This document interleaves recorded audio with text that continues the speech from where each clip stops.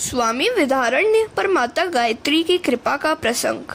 जब पूर्व जन्म के पापों को भी जलाता है, जब का फल तत्काल न मिल पाए, तो मानो कि पूर्व जन्म के पाप अभी तक बाकी हैं, जिनका अभी नाश होना है। इस विषय में स्वामी विद्यारण्य का दृष्टांत द्रष्टव्य है। स्वामी विद्यारण्य बड़े गरीब व्यक्ति थे। अर्थ प्राप्ति के हेतु उन्होंने गायत्री मंत्र के 24 पुरस्चरण किए, किंतु अर्थ प्राप्ति न हो सकी। अतः उन्होंने थक हार कर संन्यास ले लिया। उस समय उन्हें माता गायत्री के दर्शन हुए। माता जी ने कहा, मैं तुझ पर प्रसन्न हुई हूँ, जो चाहे सो मांग ले। स्वामी विद्यारण्य ने कहा, माता जी, जब आवश्यकता थी तब आप न आई, अब तो आपकी आवश्यकता ही क्या है? हाँ, इतना बताइए कि उस समय आप क्यों प्रसन्न नहीं हुई थी? माता ने कहा, जरा पीछे मुड़कर देख। स्वामी ने पीछे देखा तो वहाँ 24 पर्वत जल रहे थे। उन्होंने माता जी से पूछा, यहाँ क्या कौतुक है? गायत्री माता ने कहा, ये तो तेरे कई पूर्व जन्मों के पाप हैं, जो तेरी तपश्चर्या से जल रहे हैं। 24 पर्वतों के समान महान तेरे पापों के क्षय होने पर मैं शीघ्र ही आ गई।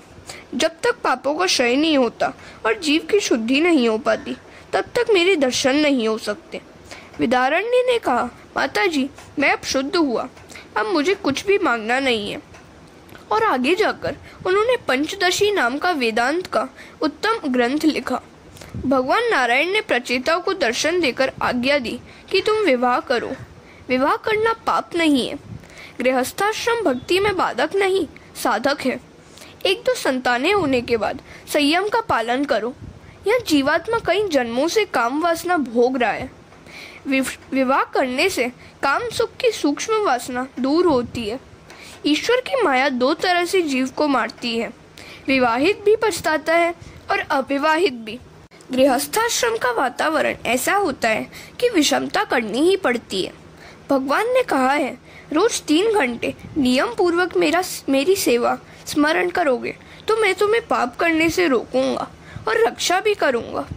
एक साथ 3 घंटे भगवत स्मरण करने वाले को भगवान पाप करने से रोक लेते हैं। पाप करते समय मन को कुछ खट्टा सा लगे तो मान लो कि प्रभु की साधारण कृपा हुई है। पाप करने की आदत छूट जाए तो समझो कि प्रभु की पूर्ण कृपा हुई है। पाप न करना भी महान पुण्य ही है।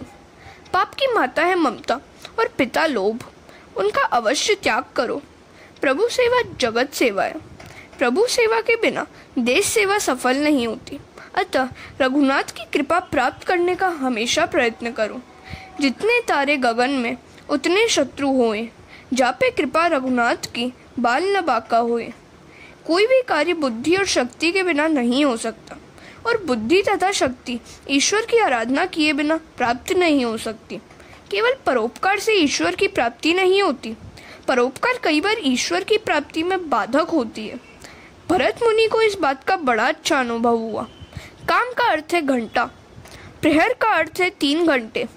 मनुष्य को चाहिए कि कम से कम 3 घंटे वह प्रतिदिन जप स्मरण करे। भगवान तुमसे संपत्ति नहीं, समय मांगते हैं। उन्हें समय देना ही चाहिए।